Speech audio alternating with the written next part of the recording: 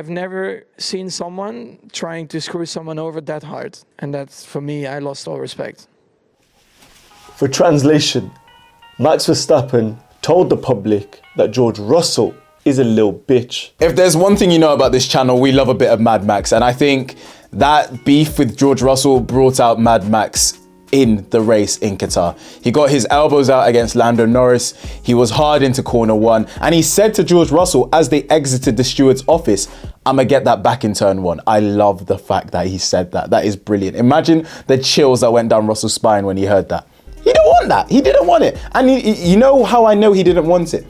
He didn't just lose one place to Max Verstappen at the start. He lost another place to Lando Norris. That tells me that George Russell had a bit of fear going into that first corner because he knew Verstappen, not just any Verstappen, Mad Max Verstappen was going into that first corner. And George Russell didn't know whether he was going to make it out of that first corner. So now let's talk about the real story. We all know why you're really here. The Constructors Championship battle is going down to Abu Dhabi, and the FIA incompetence stopped Carlos Sainz from being on that podium with Charles Leclerc and Max Verstappen. You're mad. No, he didn't. He was going to finish fourth. Yeah. Charles Leclerc, once again, is trying to single-handedly carry Ferrari up that Constructors Championship table, like he did last season at the end, with the best driver of the season in Las Vegas when he finished second behind Max Verstappen last season, and then in Abu Dhabi where he had one of his best qualifying performances in a car that should have been nowhere near the top of qualifying, and he put it there when Carlos Sainz finished. Where did he start? He got out in Q1 last season in Abu Dhabi. We head to Abu Dhabi in a track where I expect the Ferrari to be good at, and all they need to do is outscore McLaren by 22 points. That is a massive amount to win the Constructors Championship. But you know what I have? And what all you Tifosi should have? Belief. Because with Charles Leclerc, anything is possible. I'm predicting a win in Yas Marina for Charles Leclerc and a fastest lap. Because that boy is fueled by the Tifosi. He has nothing but prancing horses in his blood.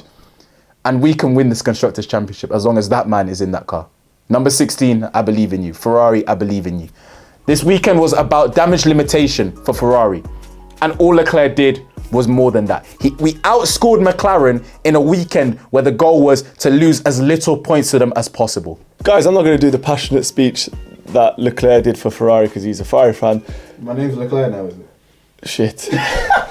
Guys, the one person I do want to shout out is Pierre Gasly. Red Bull have been looking for a teammate to partner Verstappen, and obviously they made a mistake with Ricciardo letting him go, but I also genuinely think they made a mistake with Gasly. They were too cutthroat.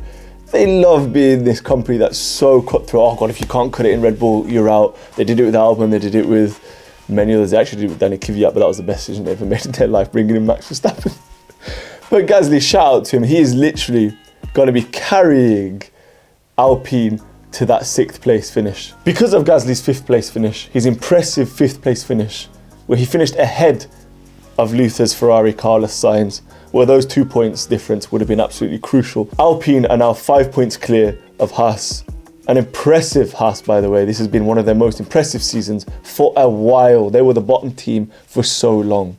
So for Alpine, literally to have been nowhere for one of their worst ever seasons, but thanks to Ocon and Gasly's double podium finish in Brazil, and Gasly now just carrying the team, they can actually finish 6th. And I feel sorry for Gasly because he doesn't deserve to be fighting for middle positions. He deserves at least to be fighting for race wins. He has shown what an amazing driver he is and an amazing personality that he has. And guys, I don't know if you know about the fact how Gasly hasn't cost the team anything this season. I think, and correct me if I'm wrong, that he'll be the first driver in history to have not cost his team anything. He's had DNFs where there's been no engine change, he hasn't crashed, he's been faultless. Can we also talk about the generational run Zhou Guanyu is on? Look at these stats. The last 3 races, 4 points.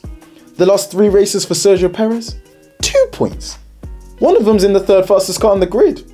The other one, and this has nothing to do with him being linked to being Ferrari's reserve driver next year, is driving a tractor. Zhou Guanyu, generational run, needs respect. Driver of the day today in Qatar, driver of the year in my book, and driver of my heart.